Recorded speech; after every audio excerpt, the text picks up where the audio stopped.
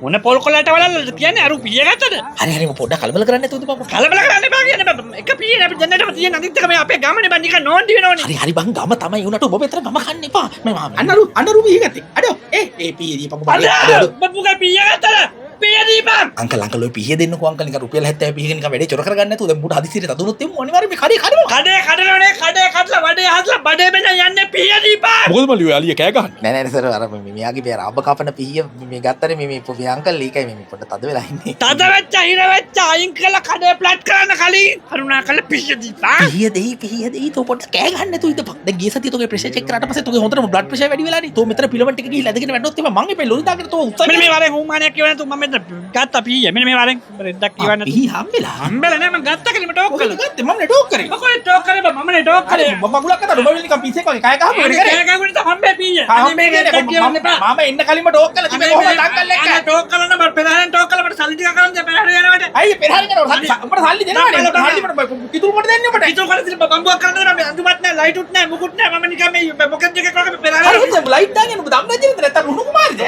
කුමාර දාම් රජන් නෙවෙයි බලක මනුස්සකම නෑ නේ ඔබ දන්නේ මනුස්සත් ගලතුරු කරන්නේ. ඔබ බම්බු ගහගෙන ඉන්න බම්බුට මේ ගහගෙන හෙන්දුව.